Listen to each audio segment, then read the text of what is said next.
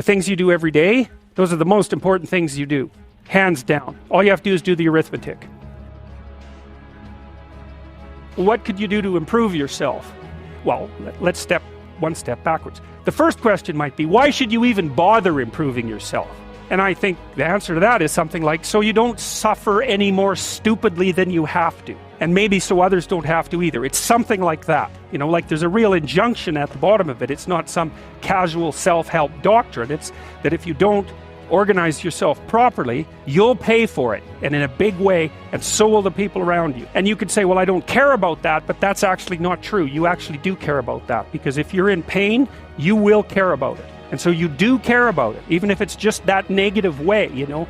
It's very rare that you can find someone who's in excruciating pain who would ever say, well, it would be no better if I was out of this. Sort of pain is one of those things that brings the idea that it would be better if it didn't exist along with it. It's incontrovertible. You get your act together so that there isn't any more stupid pain around you than necessary. Well, so then the question might be, well, how would you go about getting your act together? And the answer to that, and this is a phenomenological idea too, it's something like, look around for something that bothers you and see if you can fix it. You can do this in a room. It's quite fun to do it just when you're sitting in a room, like a room, maybe your bedroom. You can sit there and just sort of meditate on it and think, okay, if I wanted to spend 10 minutes making this room better, what would I have to do? And you have to ask yourself that, right? It's not a command, it's like a genuine question.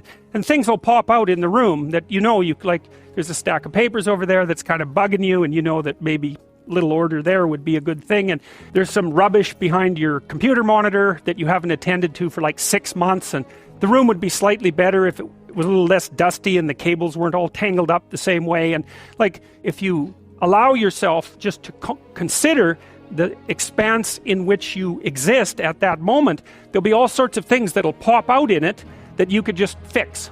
And you know, I might say, well, if you were coming to see me for psychotherapy, this easiest thing for us to do first would just be to get you to organize your room. You think, well, is that psychotherapy? And the answer is, well, it depends on how you conceive the limits of your being. And I would say, start where you can start. You know, if something announces itself to you, which is a strange way of thinking about it, as in need of repair, that you could repair, then, hey, fix it. You fix 100 things like that, your life will be a lot different. You know, I often tell people too, fix the things you repeat every day, because people tend to think of those as trivial. You get up, you brush your teeth, you have your breakfast, you know, you have your routines that you go through every day.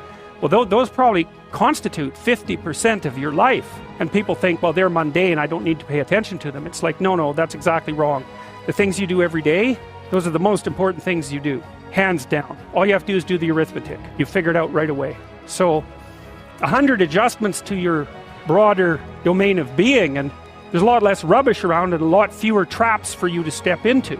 That's in keeping with Jung's idea about erasing once you've got your mind and your emotions together, and once you're acting that out, then you can extend what you're willing to consider yourself and start fixing up the things that are part of your broader extent. Now, sometimes you don't know how to do that, so you might say, imagine you're walking down Bloor Street and there's this guy who's like alcoholic and schizophrenic and has been on the streets for 10 years. He sort of stumbles towards you and incoherently mutters something.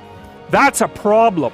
It would be good if you could fix it, but you haven't got a clue about how to fix that. You just walk around that and go find something that you could fix, because if you muck about in that, not only is it unlikely that you'll help that person, it's very likely that you'll get hurt yourself. You know, just because while you're experiencing things announce themselves as in need of repair doesn't mean that it's you right then and there that should repair them. You have to have some humility.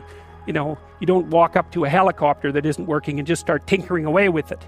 It's a very interesting thing to do. I like the idea of the room, because you can do that at the drop of a hat. You know, you go back to where you live and sit down and think, okay, I'm going to make this place better for half an hour. What should I do?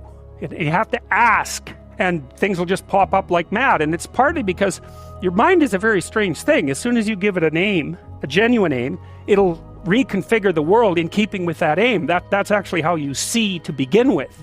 And so if you set it a task, especially, you have to be genuine about it, which is why you have to bring your thoughts and emotions together, and then you have to get them in your body so you're acting consistently. You have to be genuine about the aim, But once you aim, the world will reconfigure itself around that aim, which is very strange. And it's technically true. You have all seen this video where you watch the basketballs being tossed back and forth between members of the white team versus the black team, and while you're doing that, a gorilla walks up into the middle of the video and you don't see it. It's like, if you thought about that experiment for about 5 years, that would be about the right amount of time to spend thinking about it. Because what it shows you is that you see what you aim at. Man, if you can get one thing through your head as a consequence of even being in university, that would be a good one. You see what you aim at. And so, because one inference you might draw from that is, be careful what you aim at, right? What you aim at determines the way the world manifests itself to you. And so if the world is manifesting itself in a very negative way, one thing to ask is, are you aiming at the right thing? Now, I'm not trying to reduce everybody's problems to an improper aim. People get cut off at the knees for all sorts of reasons. They get sick, they have accidents.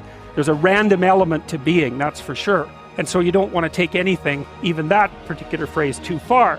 You want to bind it with the fact that random things do happen to people, but it's still a great thing to ask. Well, let's say there's a bunch of things that you're afraid of that are in your way.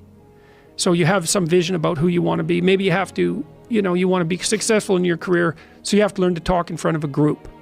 It's like, okay, well, you're afraid of that. So no wonder you don't want to be humiliated. So, okay, so what do we do about that? Well, maybe we first get you to speak in front of one person, and then 3 people, for 5 minutes, and then for 10 minutes. Like, graduated exposure to what you're afraid of. Voluntary graduated exposure to what you're afraid of is curative. And that's true. It works. The documentation is in. It's how people learn. So to tell people that if you confront the world forthrightly, if you speak the truth, and you expose yourself courageously to those things that you're afraid of, that your life will improve, and so will the life of people around you. Like, as far as I'm concerned, that's as close to undeniable fact as we've got. And it also dovetails nicely with the underlying archetypal stories, the heroic stories. It's like, go out there, find the dragon, confront it. It's a dragon, it might eat you, it's dangerous. But it's worse to cower at home and wait for it to come and devour you. Go out there, confront it, get the gold, share it with the community. It's like, yeah, it's the oldest story of mankind.